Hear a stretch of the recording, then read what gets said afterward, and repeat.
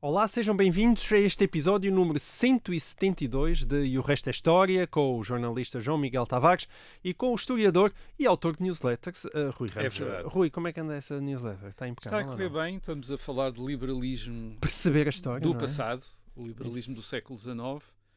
Chama-se Perceber a História, a newsletter. Quantas é que já tiveste até agora? 3, 4.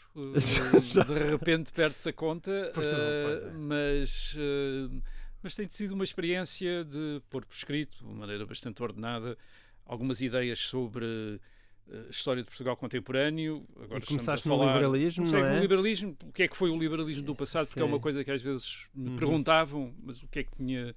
Houve liberais, não houve liberais? Os liberais eram mesmo liberais? O que é que eles eram?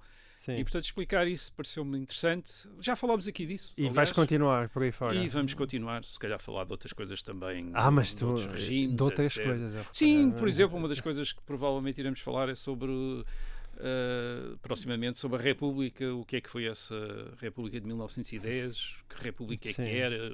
Era apenas o que seguiu à monarquia, mas o que é que significava? Que importância é que teve? Vamos muitas coisas. Arrumar algumas ideias também a esse respeito. Newsletter Perceber a História, não é? Está disponível. Perceber a História. Todas as quintas-feiras. Todas as quintas-feiras para assinantes do Observador, não é? Para os assinantes do Observador. Exatamente. Muito bem. Olha, e hoje, na verdade, nós vamos marchar. Vamos marchar os dois. E vamos marchar sobre Roma e sobre a ascensão do fascismo italiano. Data mais redonda que esta não há. Foi há 100 anos, 28 de outubro de 1922, que teve início a famosa Marcha de Benito Mussolini sobre Roma, em parte uma manifestação nacional dos camisas negras fascistas e do seu poder crescente, e em parte um golpe de Estado, porque a Marcha sobre Roma provocou a queda do governo italiano então em funções. Mas se digo que foi apenas em parte um golpe de Estado, é porque em termos estritamente legais pode considerar-se que Mussolini ascendeu ao poder sem eleições, claro, mas de forma legítima, porque foi o próprio rei de Itália, Vítor Emanuel III, a dar posse a Mussolini, e o rei manteve-se no trono até 1946, quando foi obrigado a abdicar após o final da Segunda Guerra Mundial. Porque é que Vítor Emanuel III fez isso? A razão habitualmente apontada, logo nos dirás se concordas com ela, Rui, é que o fez para evitar uma guerra civil naquele momento e já depois de o governo em exercício se ter demitido, após o rei se ter recusado a decretar a lei marcial. Um gesto que talvez pudesse ter evitado a ascensão de Mussolini e a sua nomeação como primeiro-ministro de Itália apenas 3 dias após o início da Marcha sobre Roma.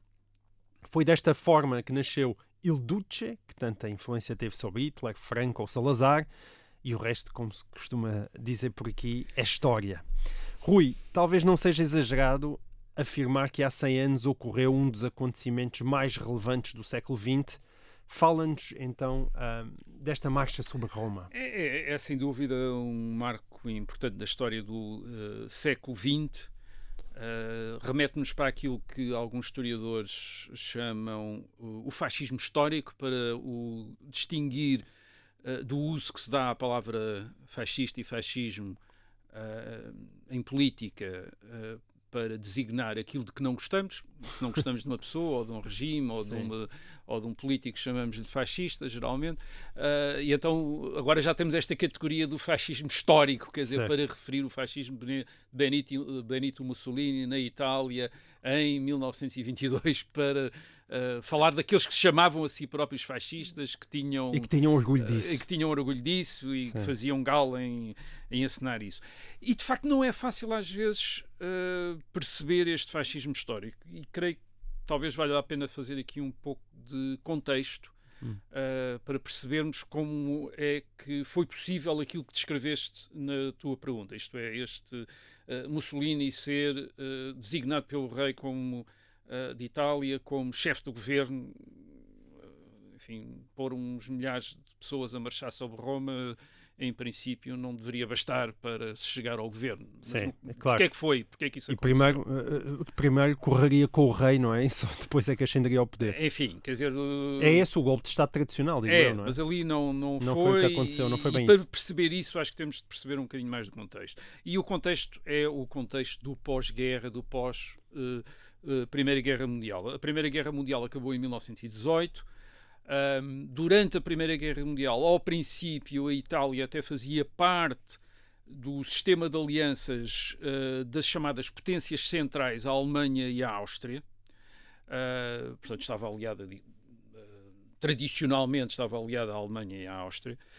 Manteve-se inicialmente não beligerante, portanto não participou na guerra, mas acaba por entrar na guerra, e acaba por entrar na guerra espetacularmente ao lado dos inimigos da Alemanha e da Áustria, portanto ao lado da Inglaterra, da França e da Rússia.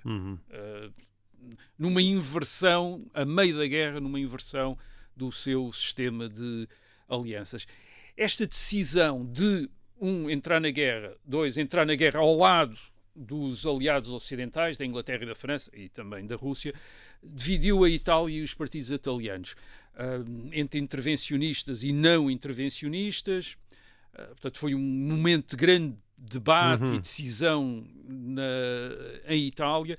A guerra depois, a participação italiana na Primeira Guerra Mundial não correu necessariamente muito bem, com grandes derrotas italianas perante a Áustria, derrotas humilhantes, quer dizer, as coisas correram bastante mal.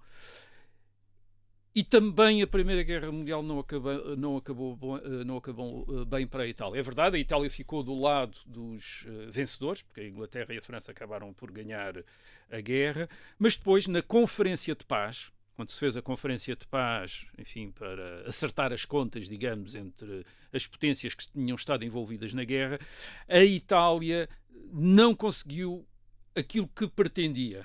Em termos de aquisições territoriais. Que era o quê? Era muita coisa, mas uma das coisas fundamentais era a costa oriental do mar do Adriático. Portanto, aquilo que correspondia à chamada Dalmácia e que hoje e que depois correspondeu à Jugoslávia, quer dizer, e que era um território que tinha estado sob a influência da República de Veneza. E, portanto, depois tinha caído sob o controle da Áustria, e a Itália achava que esses territórios lhes devia caber, e não, acabou por serem entregues ao então Reino da Jugoslávia, constituído a partir da Sérvia. Portanto, a Itália sentiu isso logo como um primeiro, quase como uma razão para se sentir entre os derrotados da guerra, isto é, entre os perdedores da guerra. Afinal, tinha entrado na guerra e não tinha conseguido exatamente aquilo que pretendia. Para percebermos o impacto que isso tem em Itália, é necessário ter presente que em 1918 a Itália é um país relativamente recente enquanto Estado unificado. Sim. Tinha sido unificado entre 1859 e 1871 pela dinastia de Saboia. Então, tinha cerca de 60 anos, não é? Tinha cerca de 60 anos, e tinha sido unificado com a ideia de vir a ser uma grande potência, até mesmo no Mediterrâneo, uma espécie de sucessora do Império Romano, porque esta nova Itália sentia os herdeiros do Império Romano no Mediterrâneo. Portanto, ter no Mediterrâneo a influência que os romanos, na Antiguidade, tinham tido. Ora bem, tudo isto parecia comprometido em 1918, 1919. Há ainda um outro aspecto desta conjuntura do pós-guerra que é importante para perceber depois o fascismo, que é aquilo que se está a passar na Rússia e na Europa Oriental. Em 1917, os bolchevistas russos tinham conseguido estabelecer uma ditadura de partido único na Rússia.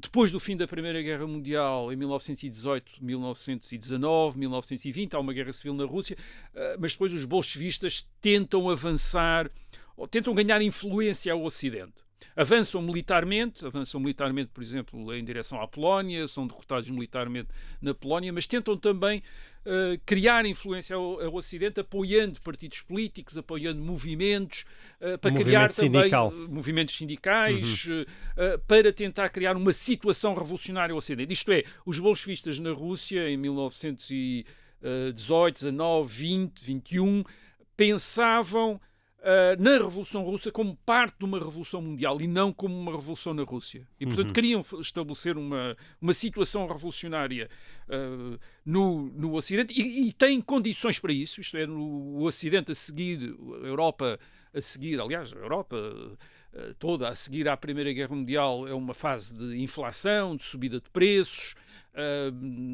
que leva à grande agitação sindical, a greves dos trabalhadores, a tentar aumentar os seus salários para acompanhar os preços. E a Itália é um caso desses. É um caso de grande agitação entre 1919 e 1920 e parece que a Itália está à beira de uma revolução e que pode haver ali um novo regime bolchevista ocidental na Itália. Uma revolução marxista, uma revolução a Itália. E é aqui que entra o Benito Mussolini e os fascistas.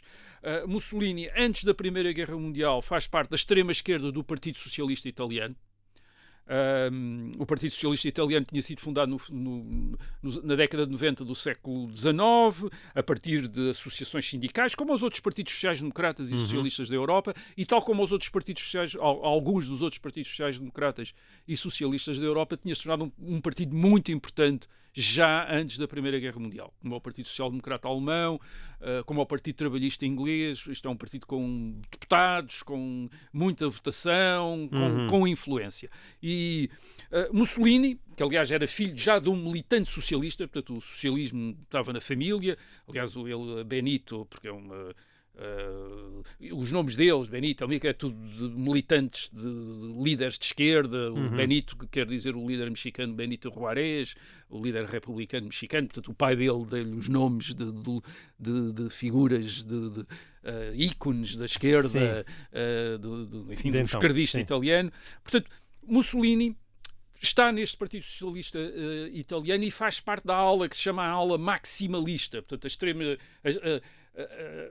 a ala extremista do Partido Socialista Italiano. E o que é que o digamos, definia, além de grandes características como orador, etc., é esta ideia de que os socialistas deviam tentar, em vez de eleger deputados, de ir a eleições, organizar greves, organizar sindicatos, deviam não tentar derrubar a sociedade burguesa e o capitalismo de uma maneira violenta, isto é, deviam organizar mesmo uma revolução. Portanto, ele era um radical, era, digamos, um radical como Lenin entre os sociais-democratas russos ou como Rosa Luxemburg entre os sociais-democratas alemães. Isto eram aqueles que criticavam o chamado reformismo, isto é, aqueles socialistas e sociais-democratas que queriam apenas fazer reformas e, pelo contrário, queriam um socialismo, uma social-democracia revolucionários para retomar o poder violentamente. E, portanto, Mussolini portanto, faz parte desta corrente, tem um grande sucesso no Partido Socialista Italiano. Em 1914 ele é o diretor do grande jornal do Partido Socialista Italiano, o Avante, portanto é ele o diretor, e é uma das figuras mais populares entre os socialistas italianos. Agora, como é que ele salta para a extrema-direita, então? Através de dois caminhos. Ele não diria extrema-direita, ele não diria, mas como é que se afasta dos socialistas, digamos assim? Isto é, deste Partido Socialista, através de dois caminhos. Primeiro, por causa da Primeira Guerra Mundial. A Primeira Guerra Mundial divide os socialistas mais radicais pensam que podem aproveitar a guerra para fazer uma revolução, tomando o partido do pacifismo, isto é, levando as massas operárias a recusar a guerra, a recusar participar na guerra. E, portanto, essa é a atitude de Lenin, por exemplo, na Rússia, isto é, a recusar colaborar no esforço de guerra do Império Russo. Uma guerra imperialista, portanto, uma guerra tinha que ser combatida. Etc., que devia ser combatida. Ao princípio, Mussolini também segue esta via. Em agosto de 1914, ele também da baixa guerra, não vamos participar na guerra, etc. Mas depois vai para um caminho diferente, no verão de 1914. E quando chega a outubro, Mussolini é um dos socialistas que está a favor da guerra e a favor da participação da Itália, que nessa altura era neutral, portanto não estava na guerra, a participação na guerra da Itália na guerra e ao lado da Inglaterra e da França. Porquê? Porque além de socialista, ele descobre que é um patriota italiano, quer dizer, digamos, e sobretudo vê na guerra a possibilidade também de fazer a revolução, mas através da participação na guerra e não da recusa na guerra.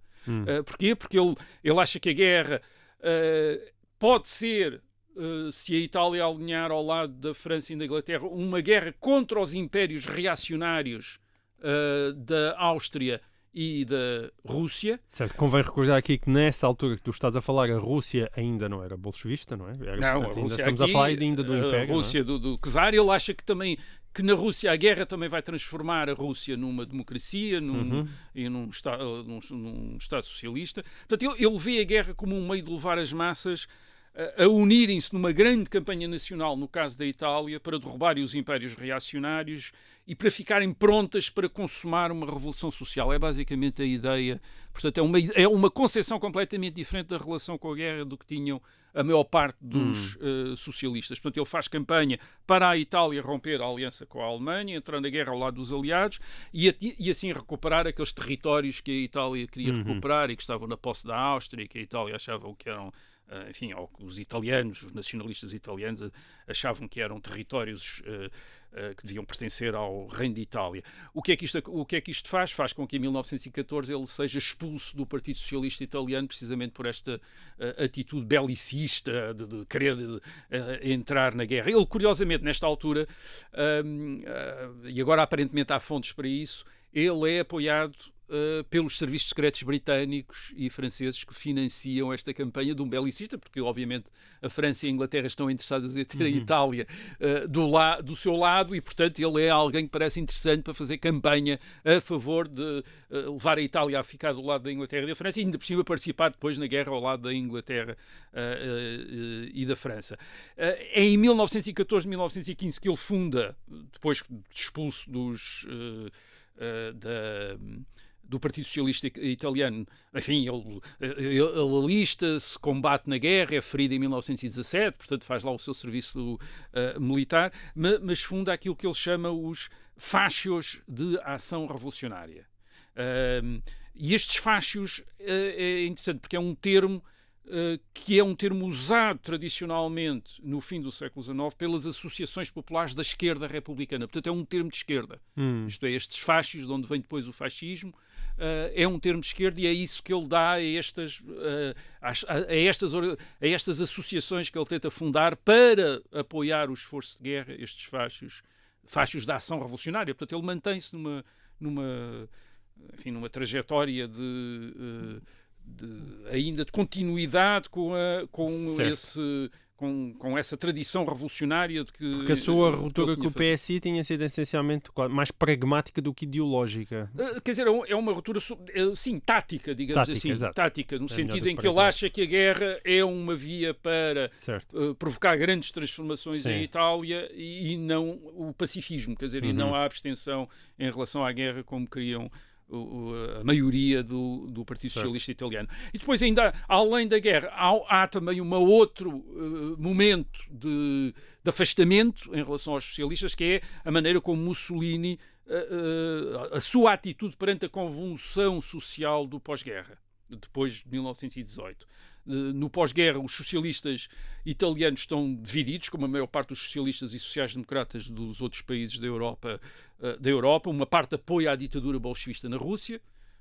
Isto é, porque reparem, estes bolchevistas inicialmente são sociais-democratas, são socialistas, portanto, são socialistas revolucionários, estão a fazer uma revolução violenta, mas aparentemente há muitos socialistas e sociais-democratas do lado ocidental que acham que aquela é a maneira de conseguir o objetivo de alcançar uma sociedade socialista e não através de eleições e de ações sindicais e coisas assim. Portanto, há uma parte que apoia a ditadura bolchevista na Rússia e essa parte acaba por dominar o Partido Socialista Italiano. E em determinado momento, 1919, 1920, parece até querer imitar os bolchevistas russos. Por exemplo, em Turim forma-se mesmo o Exército Vermelho, como na Rússia. Portanto, há ali um momento em que parece que uma parte do Partido Socialista Italiano vai também tentar fazer uma revolução como na Rússia, e é então que estes fascios, estas organizações que Mussolini tinha andado a promover, aparecem nas cidades italianas como grupos capazes de resistir na rua a esses socialistas pró-bolchevistas. Isto é, dar-lhes combate na rua, a resistir na rua. A principal base de recrutamento destes fascios de Mussolini são os antigos combatentes, entretanto desmobilizados depois da guerra, mas enfim, começam a vestir um uniforme, uma camisa negra, quer dizer, são depois conhecidos como as camisas negras, e dedicam-se a estes confrontos com os socialistas pró-bolchevistas. Confrontos violentos de rua. Confrontos violentos na rua, de tal maneira que fascismo começa-se a tornar quase sinónimo de anti-bolchevismo, quer dizer, isto é, de estar contra os bolchevistas, e por outro lado, a seguir, nos anos seguintes, os bolchevistas também vão começar a chamar a todos os seus inimigos incluindo, aliás, outros socialistas e sociais-democratas fascistas. Isto é, os bolchevistas também fazem depois Essas o simplificações. raciocínio contrário, que é então toda a gente que está contra nós é fascista. Portanto, o que Mussolini faz nestes anos é, digamos, criar um novo tipo de política. Por um lado, ele continua a ser revolucionário e atreita meios violentos, quer dizer, ele partidário de meios violentos, portanto, determinada em conceber a política para ele é um confronto violento, tal como quando era um socialista maximalista, portanto um revolucionário, mas por outro lado agora está a invocar o espírito militar, o espírito nacional para além da divisão das classes sociais. Isto é, já não lhe interessa as classes sociais como base da ação política, interessa-lhe esta nação, o espírito nacional e o espírito militar. Muito bem. E em termos de ideias, se me disserem assim, o que é que exatamente propunha o fascismo nessa altura, o que é que era, não era nada claro.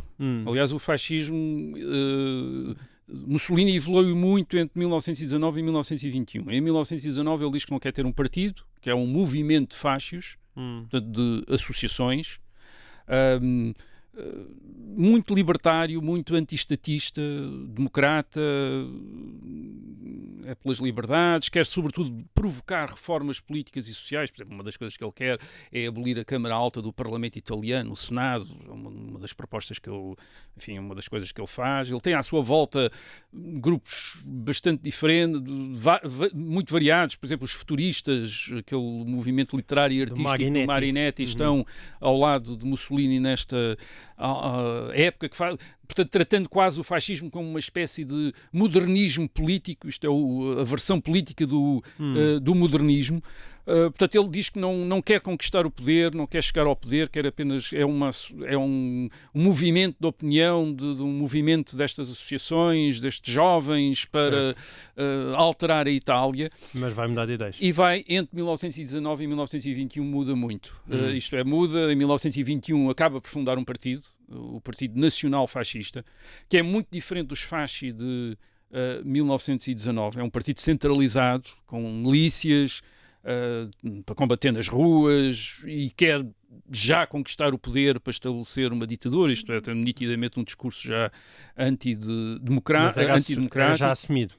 Já assumido, quer dizer, estatista, corporativista. Portanto, Mussolini continua a querer fazer a constituir uma vanguarda revolucionária, para fazer uma revolução contra a burguesia e o capitalismo, mas com base na nação e não na classe trabalhadora, como queriam os socialistas, e quer uma futura sociedade organizada em corpos, já há o corporativismo, e não aquele, enfim, nacionalização dos meios de produção, também como propunham os socialistas. Portanto, isto é uma novidade na década de 20. Mussolini chama-lhe, por vezes, o socialismo nacionalista, quer dizer, um socialismo nacional, um socialismo nacionalista. Pareciam contraditórios, não é? Duas expressões que parecem contraditórias. Sim, mas que ele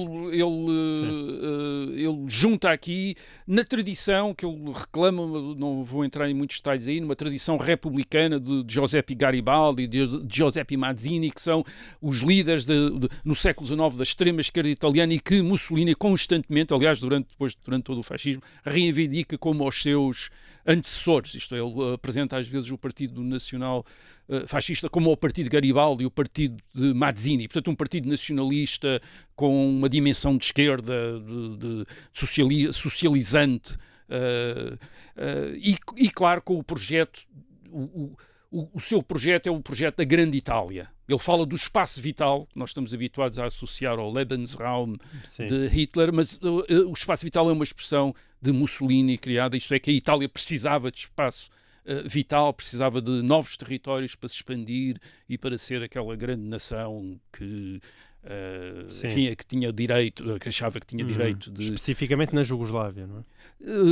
Em África e na Jugoslávia à custa dos eslavos, e também em África, na Etiópia e na Líbia, enfim, que já eram colónias, a Líbia já era uma colónia italiana, a Etiópia era algo que a Itália tinha tentado conquistar no século XIX e tinha falhado, e Mussolini volta a colocar como um objetivo. Portanto, aquilo que faz Mussolini interessante para a elite dirigente da monarquia italiana é este paradoxo de um revolucionário que luta pela nação, pela ordem.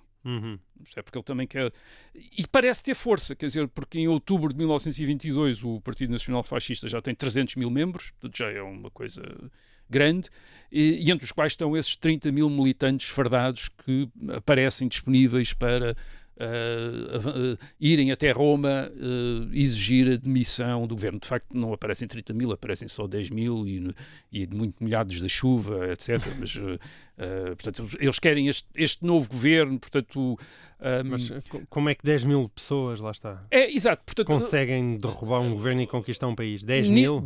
Nitidamente não foi por causa desses 10 mil, não foi a rua que que colocou Mussolini no poder. Foi lutas políticas dentro do Estado italiano, dentro da elite política italiana. Basicamente, o rei percebe que o exército italiano não está disponível, ou pelo menos entende isso. Às vezes é um jogo de espelhos, quer dizer, o exército diz o que o rei quer ouvir, o rei faz sentir ao exército o que é que deve, aos comandantes militares, portanto, o que é que eles devem dizer para lhe... Quer dizer, e basicamente o exército parece não estar interessado em apoiar diretamente um governo. Isto é, aparecer, intervir de maneira a sustentar no poder um conjunto de ministros. Quer dizer, o exército acha que não deve fazer isso. E por isso não está disponível para esta lei marcial, quer dizer, isto é uma que o governo tinha pedido exigia. para o governo que estava em funções tinha pedido para se manter perante esta agitação dos fascistas. Por outro lado, há muita gente na elite política que está a tentar, pelo menos, impedir que o seu rival chegue ao poder. E uma das obsessões da elite política italiana nesta altura, sobretudo no campo dos liberais do século XIX, que continuavam a ser, enfim, os principais protagonistas da governação em Itália neste princípio da década de 20, eles querem afastar uma figura que é um líder político italiano que tinha estado no governo relativamente bastante tempo no princípio do século XX, que era Giovanni Giolitti. Portanto, eles querem afastá-lo, e para afastá-lo Mussolini parece servir para isso, isto é, convidar este jovem, enfim, relativamente jovem, revolucionário, para vir para o poder de maneira a afastar Giolitti, isto é, impedir porque que pensavam Giolitti... que Mussolini ainda seria manipulável. Parece. Sim, eles pensavam que Mussolini tinha aquela vantagem, de facto, tinha aquela gente toda na rua, etc., mas nada daquilo era também assim tão impressionante como isso. Isto é, se o exército quisesse, podia ter perfeitamente impedido a chamada... Aliás, Mussolini não participa na marcha sobre Roma, quer dizer, vem uns dias depois, quando é chamado pelo rei para formar o governo. Portanto, Portanto, a mesma expressão golpe de Estado, lá está, foi uma coisa que eu abordei, não alinhas sequer nessa expressão. Não é um golpe de Estado, é uma encenação, há uma encenação para uma transição de poder, e que, obviamente, para todos aqueles que participaram, penso que até incluindo Mussolini, de maneira nenhuma adivinharam que ia resultar num regime de 20 anos, que queria durar 20 anos, e muito menos uma ditadura. Inicialmente isto não é...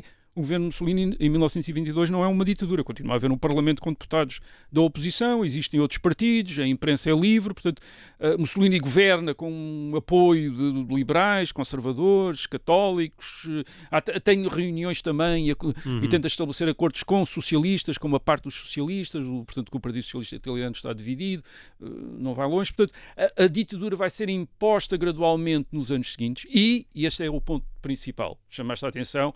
Mussolini é nomeado pelo rei e, de uma certa maneira, até ao fim está sempre na dependência do rei. E é isso que acontece, já falámos aqui disso, da demissão de julho de 1943, a demissão o fim da guerra na Itália, e Mussolini, em julho de 1943, é demitido pelo rei. É demitido pelo rei e sai do poder. Enfim, o regime fascista cai quando o rei dissolve o regime. Portanto, ele fica na dependência do rei. O impacto de tudo isto, basicamente, é provar como um movimento deste socialismo nacionalista podia tomar o poder e podia dirigir um país relativamente grande como a Itália. E, portanto... A partir de 1922 aparecem imitadores de Mussolini no resto da Europa. Um desses imitadores chama-se Adolf Hitler, que em 1923, no ano seguinte, tenta fazer uma espécie de marcha sobre Roma em Munique e que falha, porque o exército de Munique não está, o exército alemão nessa altura ainda não estava convencido, enfim, não estava para esse género de brincadeiras, e imediatamente acabou com essa tentativa de golpe de Hitler em 1923. É provável que a gente vá falar para talvez no ano que vem a gente vai falar.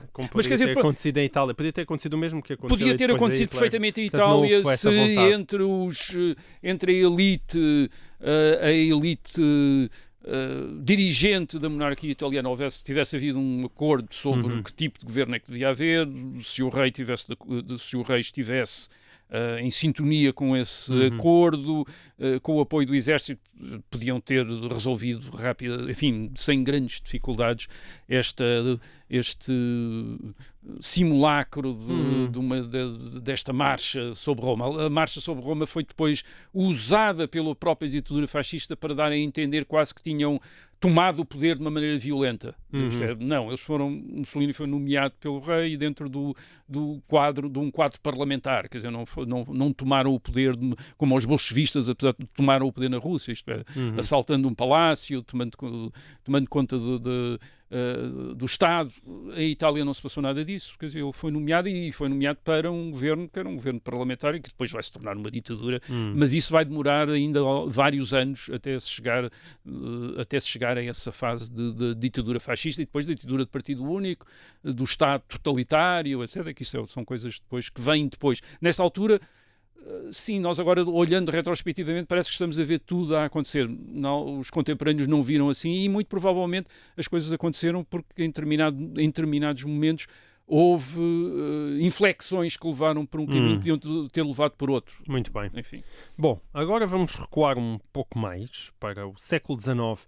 A 27 de outubro de 1807, faz agora 215 anos, foi assinado na cidade francesa de Fontainebleau um tratado secreto entre Napoleão Bonaparte e o ministro espanhol Manuel de Godoy, que estabelecia a divisão de Portugal em 3 partes, após a sua conquista pelas tropas francesas. Convém relembrar que à época Napoleão tinha decretado o bloqueio continental contra os navios britânicos, mas Portugal, antigo aliado de Inglaterra, tinha-se recusado a aderir. Portanto, o Tratado de Fontainebleau surge na sequência dessa recusa e da decisão francesa de invadir Portugal, garantindo a passagem de tropas francesas pelo território espanhol e estabelecendo aquilo que aconteceria após a esperada rendição portuguesa. O tratado propunha a divisão de Portugal nas tais 3 partes. A Lusitânia Setentrional, correspondente ao atual Minho e Douro litoral, passaria para as mãos do Reino de Etrúria, uma criação napoleónica no centro da Itália que durou apenas 6 anos, entre 1801 e 1807, e que tinha Florença como sua capital. Depois, o Principado dos Algarves, mais ou menos correspondente ao Alentejo e ao Algarve, seria entregue ao próprio Manuel de Godoy, uma figura muito influente junto de Carlos IV de Espanha, mas também, curiosamente, junto de Dom João VI de Portugal. E a terceira parte do país, correspondente ao centro de Portugal, entre o Douro e o Tejo, ficaria por atribuir e seria alvo de negociações futuras entre a França e a Espanha. Rui, diz-nos lá, que tratado foi este, assinado menos de um mês antes de ter início a primeira invasão francesa, e porque é que ele nunca foi aplicado, tendo em conta que Junot efetivamente entrou em Lisboa a 30 de novembro de 1807? Isto é aquele, às vezes, a política é feita de aparências, e a razão por que o tratado tendo sido assinado, nunca foi aplicada é esta. O objetivo aparente do tratado é a divisão do Reino de Portugal, mas o objetivo verdadeiro, do ponto de vista de Napoleão, era o Reino de Espanha, era a Espanha. E o tratado era apenas um meio de permitir a entrada das tropas francesas em Espanha a pretexto de virem para Portugal. Portanto, é basicamente o começo da intervenção francesa em Espanha. Isto não quer dizer que Napoleão não tivesse razões para se preocupar com Portugal por aquilo que disseste. Portugal na Europa continental era um dos últimos aliados da Inglaterra, com quem Napoleão estava em guerra. Certo.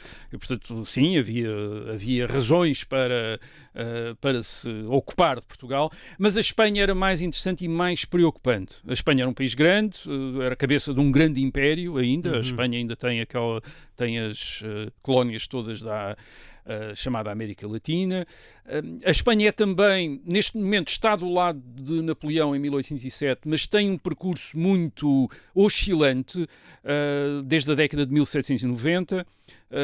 Inicialmente tinha estado contra a França ao lado da Inglaterra e depois tinha passado para o lado da França contra a Inglaterra. Em 1807 estava do lado da França, mas não era garantido que continuasse. Porquê? Porque por duas razões. Primeiro, porque a elite governante da monarquia espanhola estava dividida em duas grandes fações. Uma era a fação do rei Carlos IV, com Manuel Godoy, que era o chefe dessa fação, verdadeiramente, o chefe político dessa fação.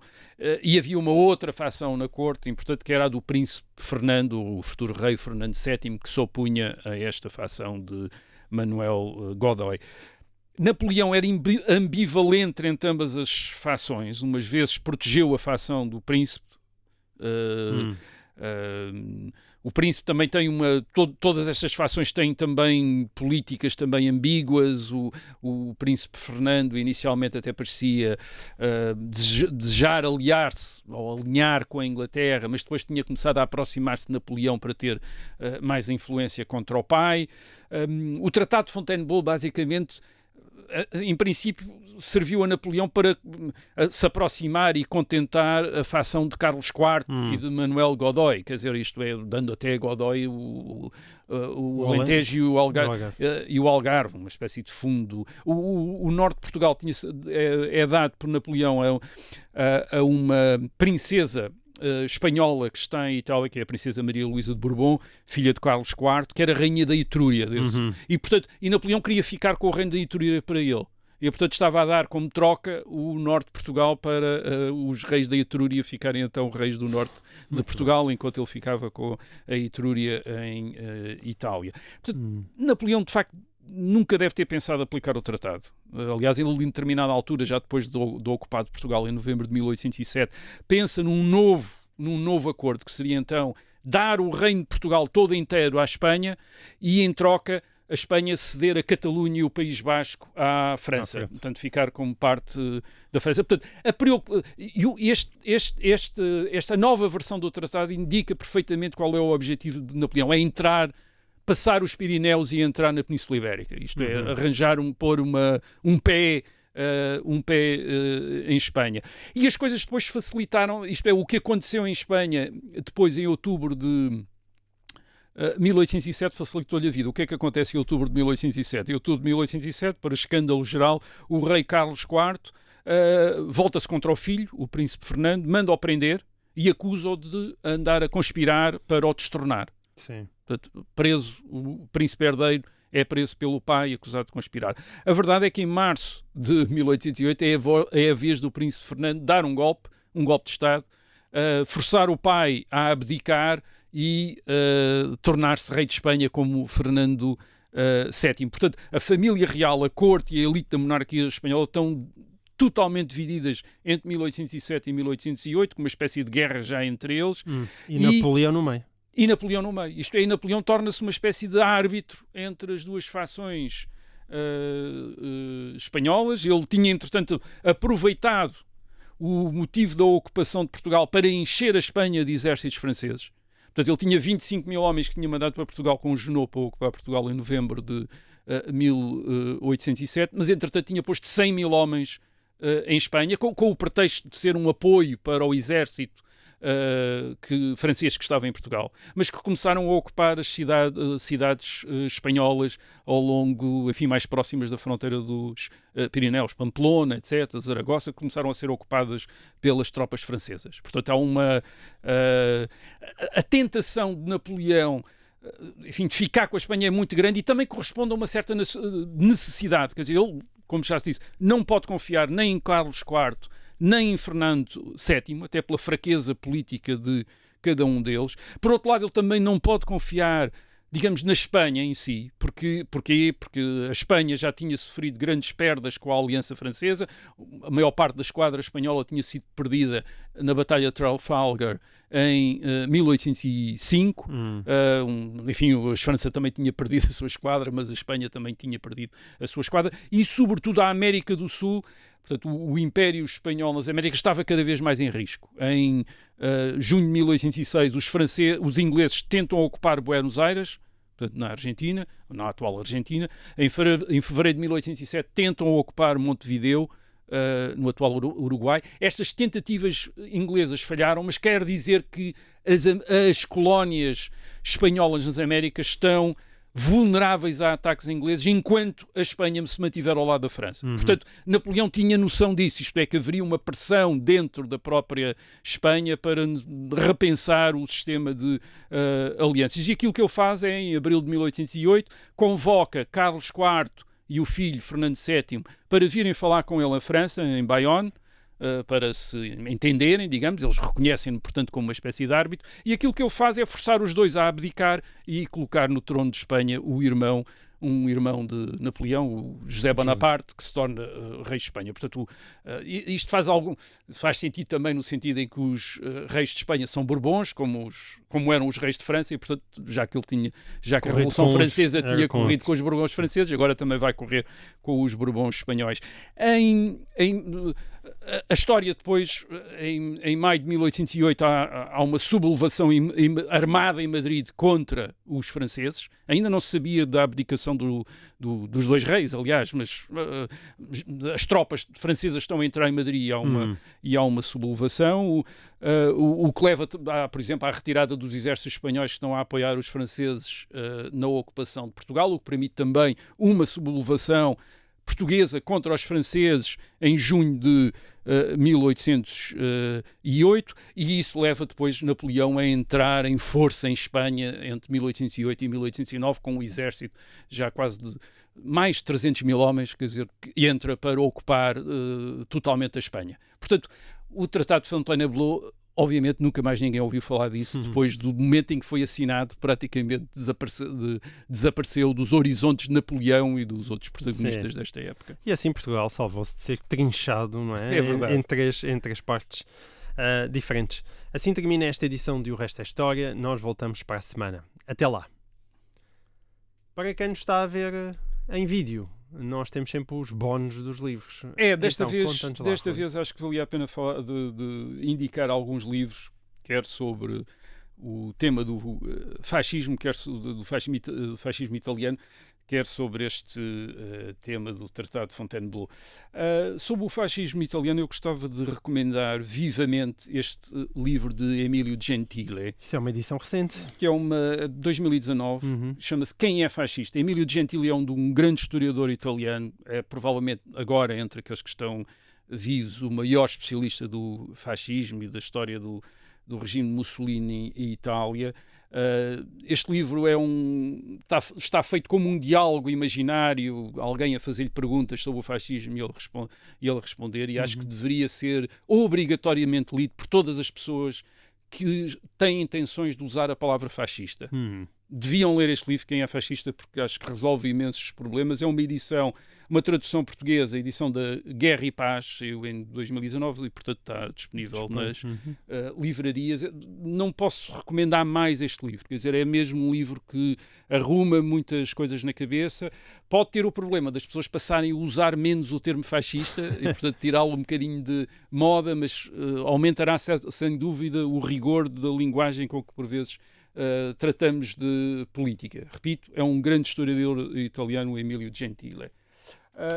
Para quem lê francês e sobre esta época do fascismo, um outro livro, tenho aqui a edição francesa, de um grande historiador italiano já falecido, Renzo De Felice, talvez o maior especialista da Itália fascista que alguma vez existiu. E este é um livro muito pequenino, ele tem um estudo sobre Mussolini em, salvo erro, 7 ou 8 volumes, com milhares de páginas, uma coisa enorme, mas ele fez este livro pequenino, que é uma espécie de síntese, que é uma breve história do fascismo. Isto é a edição francesa, e que é enfim, é do autor que é a maior autoridade sobre o fascismo, escrito de uma maneira muito clara e contando a história sem aquela mitologia que por vezes com que por vezes é contada. Portanto, Renzo De Felici, Uma Breve História do Fascismo, repito, é a edição francesa, há uma edição italiana, com certeza.